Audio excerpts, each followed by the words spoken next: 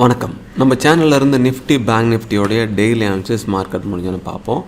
So நேற்று விடையிலே சொல்லியிருந்தோம், அந்த ரேஞ்சை பிரேக் அவுட் ஆனிச்சுன்னா மேலே பிரேக் அவுட் ஆனிச்சுன்னா நல்லா மேலே போகும். அடுத்த ரெசிஸ்டன்ஸ் லெவலாக இந்த லெவலில் இருக்கும். கீழே பிரேக் பண்ணால் கீழே வரும்னு சொல்லியிருந்தோம். பட் இன்றைக்கி பாருங்கள், இந்த ரேஞ்சுக்குள்ளே தான் இன்றைக்கும் அடங்கியிருக்கு. இன்றைக்கி புல்லிஷாக இருந்தாலும் அந்த ரேஞ்சை மேலேயோ அல்லது கீழேயோ பிரேக் பண்ணவே இல்லை. அதனால் சேமாக இன்னும் அதே ரேஞ்சுக்குள்ளே இருக்குது. ஸோ இந்த 3 நாளையும் சேர்த்து சப்போஸ் மேலே பிரேக் அவுட் பண்ணிச்சுன்னா நல்லா ட்ரெண்டிங்காக இருக்க வாய்ப்பு இருக்குது. அடுத்த ரெசிஸ்டன்ஸ் லெவல் 24,537 ஆல்ரெடி நம்ம பார்த்தோம். ஒருவேளை கீழே பிரேக் பண்ணால் இந்த கேப்பை ஃபில் பண்ணிட்டு அடுத்த சப்போர்ட் லெவல் 27,780 அந்த ரேஞ்ச் இருந்துகிட்ருக்கு. ஸோ ஓவரால் எந்த சைடு பிரேக் பண்ணிட்டோ அந்த சைடு ட்ரெண்டிங்காக இருக்க வாய்ப்பு இருக்குது. 3 நாளும் இருக்கிறதுனால அடுத்து பிரேக் அவுட் நல்லா ஸ்ட்ராங்காக இருக்கலாம் அப்படின்னு தோணுது. நம்ம செக் பண்ணி பார்ப்போம், மேலே பிரேக் பண்ணதா கீழே பிரேக் பண்ணதா அப்படின்னு. 1 ஹவரில் சேம் மேலே 2 நாளையும் சேர்த்து மேலே பிரேக் பண்ணிச்சுன்னா அடுத்த ஸ்ட்ராங்கான லெவல் ஆல்ரெடி பார்த்துட்டோம். கீழே பிரேக் பண்ணால் அடுத்த ரேஞ்சுக்கு கீழே இருக்குது.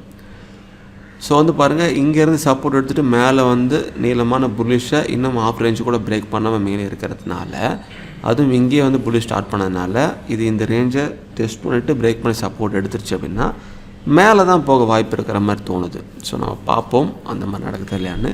இது மாதிரி லாங் கேல்சிக்ஸை ஃபுல்லாக கீழே பிரேக் பண்ணாமல் ஆஃப்லேருந்து சப்போர்ட் எடுக்கும் சமயத்தில் இன்னும் மேலே போகுது அப்படின்னு நம்ம செக் பண்ணி பார்ப்போம்.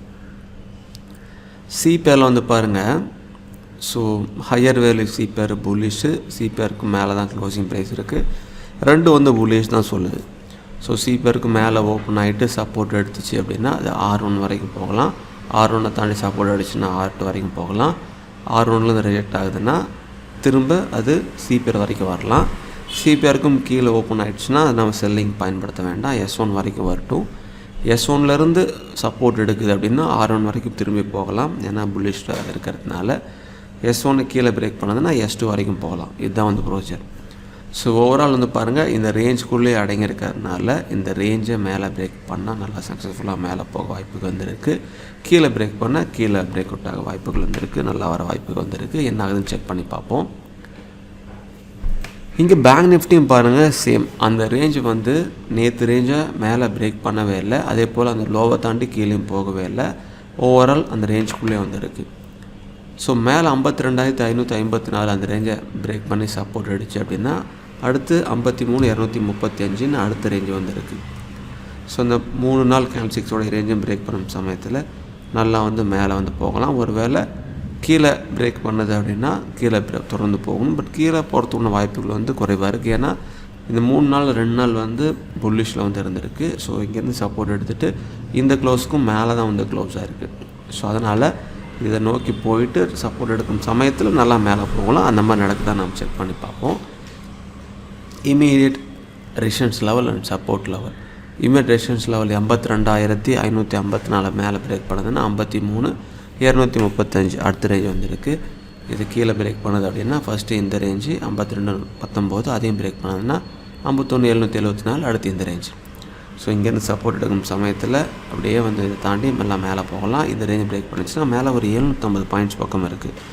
அதனால் இங்கேருந்து இந்த ரேஞ்சை பிரேக் அவுட் ஆகுதா அப்படிங்கிறத நம்ம செக் பண்ணுவோம். அது பிரேக் அவுட் ஆகி நல்ல சக்ஸஸ்ஃபுல் கன்ஃபர்மேஷன் கொடுச்சு அப்படின்னா மேலே அவ்வளோ புள்ளிகள் மேலே போக வாய்ப்புகள் இருக்குது.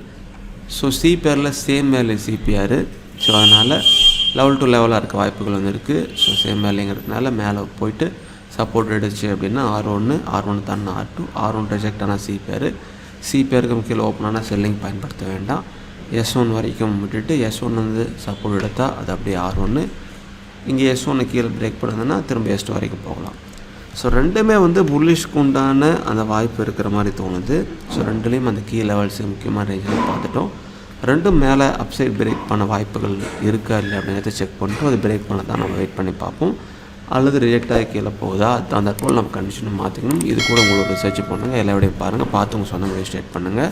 மிக்க நன்றி.